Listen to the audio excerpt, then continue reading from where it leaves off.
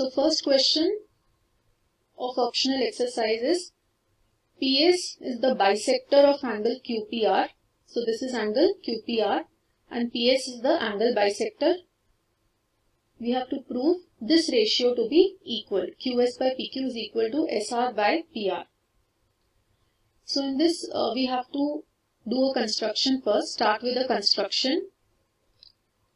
Let us draw a line segment RT parallel to SP which intersects extended line segment QP at the point T. So this is the figure after doing the construction.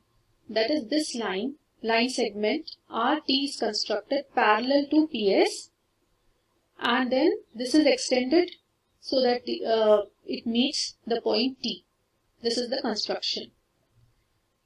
Now it is given PS is the angle bisector of QPR. So that means angle QPS and SPR, they are equal because PS is the angle bisector. Also, as per the constructed figure, we have angle SPR and PRT equal. They are alternate interior angles, these two. So they are equal. Also, QPS and this angle QTR, they are corresponding angles. So they are also equal. So this is equal to this, alternate interior angles, and this angle and this angle, they are corresponding angles. So they are equal. So we can conclude that from the above equations, angle PRT and QTR, they are equal. That means this angle and this angle, they two are equal. Now if they are equal, then we can apply isosceles triangle property in triangle PRT. If these two angles are equal, then sides PT and PR must be equal because they are sides opposite to equal angles. After that, we will apply basic proportionality theorem in triangle QTR. Now why we can apply basic proportionality theorem? Because we have constructed PS and TR as parallel. So by construction, if these two are parallel, then we can apply BPT here. So QS by SR is equal to QP by PT. And over here we can replace PT with PR because we have proved that they are equal. So we get this and then we have to cross multiply to get this required ratio to be equal. That is, QS by PQ is equal to SR by PR.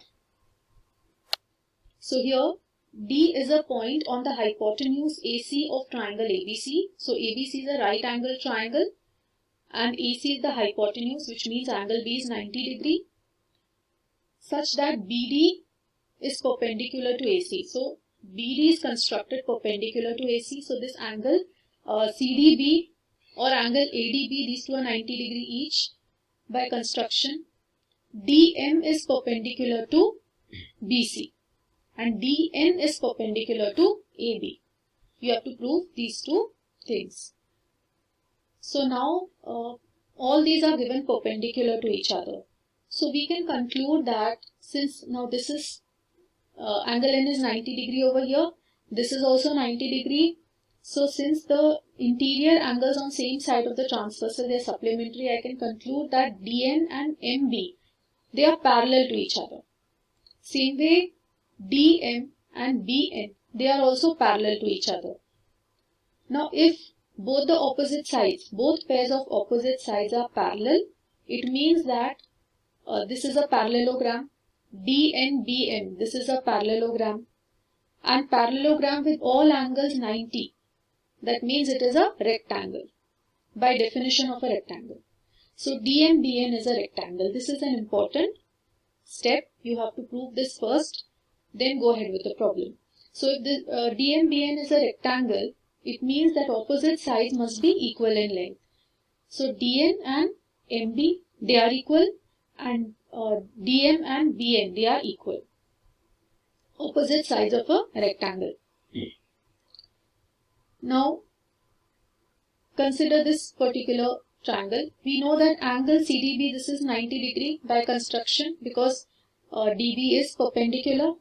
So this angle is 90 degree, which means angle 2 plus angle 3. These two angles together, they are 90 degree. Also we know that in this triangle CDM, in this particular triangle, Angle M, this is 90. So angle 1 plus angle 2 must also be 90. This is the angle sum property. If one of the angle of a triangle is 90, then the sum of other two must be 90, because totally their sum has to be 180. So angle 1 plus angle 2 is also 90, and angle 2 plus angle 3 is also 90, which means that angle 1 and angle 3 must be equal if you equate the two. Okay, angle 1 plus angle 2 is also 90, and angle 2 plus angle 3 is also 90, which means that angle 1 and 3 must be equal. Same way I can say that angle 3 plus angle 4, this is 90. So angle 2 and angle 4 must also be equal. Angle 2 plus angle 3 is 90, and angle 3 plus angle 4 is also 90. So angle 2 and angle 4 must be equal. Now all these steps which are highlighted, they are important steps which need to be included. Now consider triangle DCM and BDM.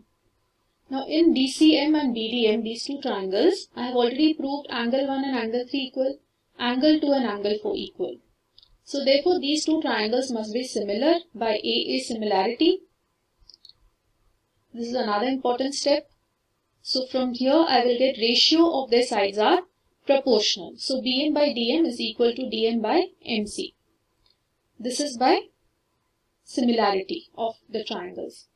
Now here I have already proved that since it is a rectangle, then BM and DN must be equal, the opposite sides of a rectangle. So in this ratio I can replace this term BM with DN. So I will get DN by BM is equal to DM by MC, and when you cross multiply you can prove the first result. Now second part is similar to the first part. Only thing is here the triangle you are going to consider is DBN. Now here angle 5 plus angle 7. Sum of these two is 90 degree. Also angle 6 plus angle 5. These two is 90 degree. So you can prove 6 and 7 are equal. So 6 and 7 are equal. Same way I can say 5 plus 6 is 90 and 6 plus 8 is also 90. So angle 5 and angle 8 are equal. Now these steps are similar to what you have done previously. So we have proved these two pairs of angles also equal. So with that I can prove triangle DNA and triangle BND. These two are similar by AA. So therefore the ratio of their sides, they must be equal. AN by DN is equal to DN by NB. And after cross multiplying you will get what is required. Now here NB can be replaced with DM, because again we have proved earlier the opposite sides of a rectangle. So this is what you require to be proved. So NB you can replace with DN and prove it. Now triangle ABC, angle ABC is greater than 90 degree, which means you have to draw it as an obtuse triangle, since angle ABC is given greater than 90. And AD is perpendicular to CB, which means you have to extend the side. For an obtuse triangle, the altitude is always outside the triangle. So you have to extend the side BC and then construct this altitude. You have to prove that AC square is equal to AB square plus BC square plus 2BC into BD. So here first you will apply Pythagoras theorem in triangle ADB. So you will get this AB square is equal to AD square plus DB square. Then you will apply Pythagoras theorem in triangle ACD. So you will get AC square is equal to AD square plus DC square. Now here the important step is to replace DC with DB plus BC. You can see from the figure DC is nothing but DB plus BC. So you will express it DC in this way. Then you will apply identity A plus B the whole square. So DB square plus BC square plus 2 DB into BC. Now here these two, AD square plus DB square is equal to AB square, we have already proved above. So in the last step here you can replace AD square plus DB square with AB square. So you will get what is required.